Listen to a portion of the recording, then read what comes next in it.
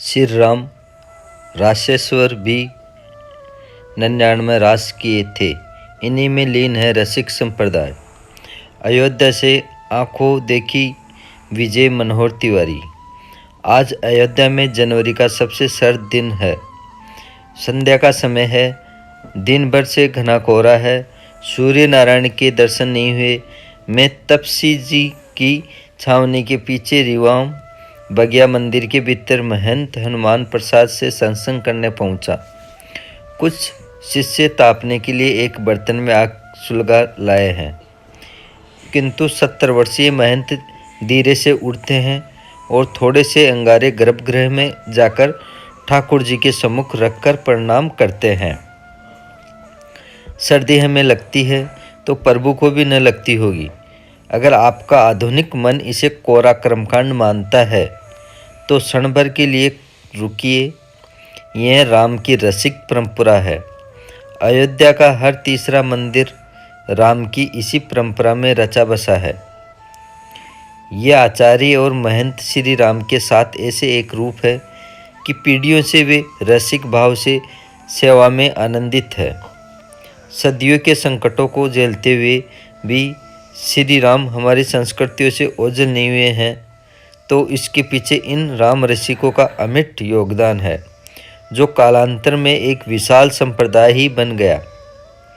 रसिक संप्रदाय। रासलीला शब्द सुनते ही योगेश्वर कृष्ण की छवि उभरती है, किंतु रसिक परंपरा के एक प्रकांड विद्वान आचार्य मिथिलेश नंदिनी शरण बताते हैं कि श्री राम ने 99 रास किए हैं, कृष्ण ने केवल एक किया है। महर्षि वेदव्यास ने बृहद कोशलखंड में श्री राम के रासों की चर्चा की है। श्री राम राशेश्वर भी कहे गए हैं, किंतु वे मर्यादा पुरुषोत्तम भी है। आखिर यह भाव आया कहाँ से?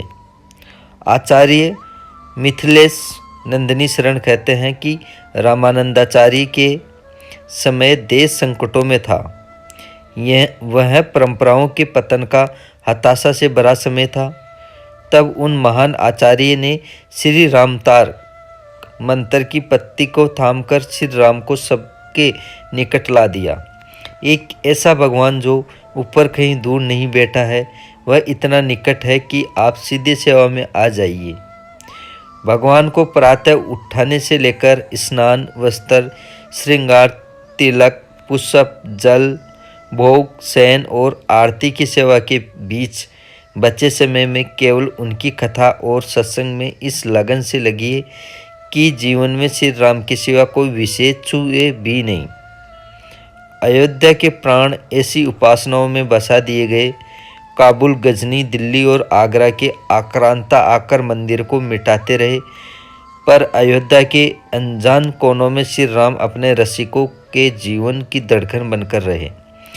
इसी संप्रदाय से जुड़े स्वामी युगलानंद शरण का युगल विनोद विलास एक प्रसिद्ध ग्रंथ है। इनके आचार्यों के नाम के आगे लता जोड़ने की परंपरा है। जैसे युगलानंद शरण हेमलता के नाम से जाने गए, कोई प्रेमलता तो कोई मौदलता। श्री राम से इनका एक विशेष संबंध दीक्षा में तय होता है कि वे किस सेवा को जीवन भर व्रत की तरह निभाएंगे। जन्मभूमि पर मंदिर निर्माण की अपार प्रसन्नता राम रसिकों के चमकते चेहरों पर भी देखिए। जय श्री राम।